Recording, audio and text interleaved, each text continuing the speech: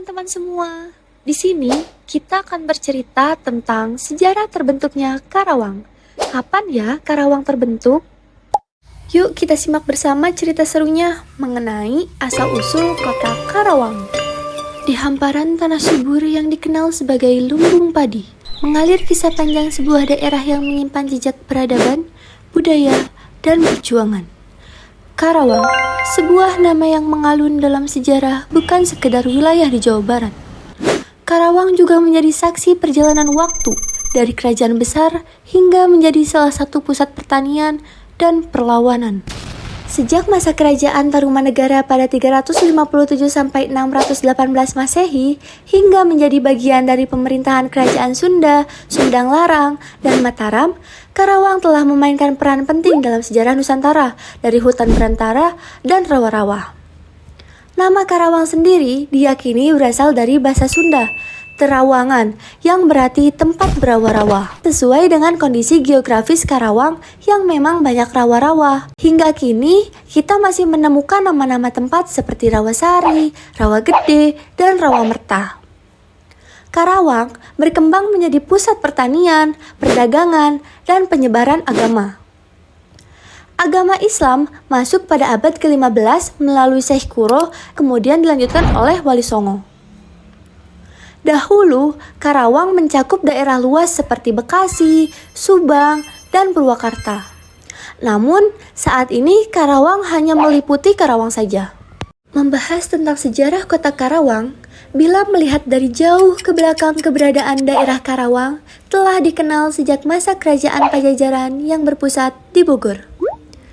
Karena pada masa itu, Karawang merupakan satu-satunya jalur lalu lintas yang sangat penting sebagai jalur transportasi penghubung antara dua kerajaan besar, yakni Kerajaan Pajajaran dengan Kerajaan Galuh Pakuan yang berpusat di Ciamis. Pada masa kolonial, Karawang menjadi pusat logistik saat Sultan Agung dari Mataram mempersiapkan penyerangan ke Batavia VOC yang saat ini kita kenal sebagai Jakarta. Dipimpin oleh tokoh-tokoh seperti Adipati Wiraperbangsa dan Raden Singaperbangsa yang berjasa dalam membangun wilayah dan mempertahankan dari pengaruh VOC dan Banten. Di mana setelah Wiraperbangsa wafat, jabatan Bupati di Karawang dilanjutkan oleh putranya, Raden Singaperbangsa, dengan gelar Adipati Kertabumi IV yang memerintah pada tahun 1633 sampai 1677. Tugas pokok yang diemban mengusir VOC Belanda dengan mendapat tambahan prajurit sebanyak 2.000 beserta keluarganya, serta membangun persawahan untuk mendukung logistik perang. Pada 4 September 1633, Sultan Agung mengangkat Singaperbangsa dan Wirasaba sebagai Wedana Nagaragung Karawang. Pengangkatan keduanya diberitahukan melalui piagam plat kuning kandang sapi gede. Kenapa diberi nama seperti itu? Disebut plat karena bentuknya berupa plat berukuran 21,8 cm dan 29,5 cm dengan lebar 7 cm. Disebut koneng karena terbuat dari kuningan bercampur tembaga. Dan disebut kandang sapi karena pertama kali ditemukan oleh pengawas Belanda Fokken tahun 1888 di kampung kandang sapi. Dan ada kata gede di sana yang bermaksud sebagai pembeda. Terjemahan dalam bahasa Indonesia piagam plat kuning kandang sapi gede, yaitu peringatan piagam raja kepada Ki Rangga Gede di Sumedang diserahkan kepada Si Asrawardana. Sebabnya, maka saya serahi piagam ialah karena saya diberikan tugas menjaga tanah negara agung milik raja. Di sebelah barat 10 sejarah singkat hari jadi Karawang, berikut silsilah dan urutan para bupatinya berbatas Cipamingkis. Di sebelah timur berbatas Cilamaya. Serta saya tugaskan menunggu lumbung berisi padi 5 takes lebih 13 jahit. Adapun padi tersebut diterima oleh Ki Singaperbangsa, Basa Kalatan yang menyaksikan piagam dan lagi Kiai Yuda Bangsa bersama Ki Wangsa Taruna yang diutus oleh raja untuk pergi dengan membawa 2.000 keluarga. Pimpinannya adalah Kiai Singaperbangsa dan Ki Wirasaba. Sesudah piagam diterima, kemudian mereka ditempatkan di Waringin Pitu dan di Tanjung Pura. Tugasnya adalah menjaga tanah negara agung di sebelah barat. Piagam ini ditulis pada hari Rabu tanggal 10 bulan Mulut tahun Alif, Yang menulis piagam ini ialah saya, Angga Prana. Hari Jadi Karawang ditetapkan berdasarkan penelitian panitia sejarah yang dibentuk melalui surat keputusan Bupati Karawang pada 1 Juni 1968.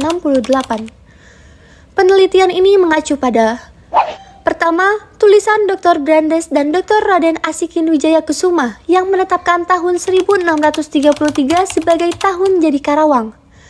Kedua, batu nisan Panembahan Kiai Singa Perbangsa yang mencantumkan angka 1633 sampai 1677. Ketiga, Babad Karawang karya Mas Sutakarya yang menyebut tahun 1633. Yang hasilnya, Hari Jadi Karawang ditetapkan pada 10 Rabiul Awal 1043 Hijriah atau 14 September 1633 Masehi. Begitulah asal-usul lahirnya Karawang dilihat dari zaman Kerajaan Tarumanegara hingga menjadi Kabupaten Karawang. Kabupaten ini juga dikenal dengan julukan Lumbung Padi karena memiliki area persawahan yang luas dan menjadi penghasil produksi padi yang melimpah. Dahulu, mayoritas penduduk Karawang bekerja sebagai petani, baik sebagai pemilik lahan maupun buruh tani. Agar selalu dikenang perjuangan para pendahulu dan juga sebagai bahan dedikasi anak bangsa, Karawang memiliki beberapa monumen bersejarah seperti Monumen Sejarah Rawa Gede, Monumen Kebulatan Tekad, dan Tugu Proklamasi yang terletak di Rengas Dengklok, Karawang. Sekarang, Karawang menjadi kota industri terbesar di Indonesia. Hal ini merupakan salah satu kebanggaan untuk Karawang. Semoga kisah ini tidak hanya menjadi jejak langkah masa lalu, tetapi juga suluh penerang bagi masa depan. Karawang bukan sekedar tanah sejarah, melainkan ladang harapan yang terus tumbuh dengan semangat perjuangan dan kebanggaan.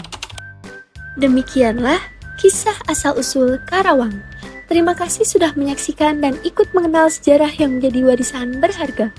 Mari bersama-sama lestarikan nilai-nilai luhur ini. Sampai jumpa lagi teman-teman.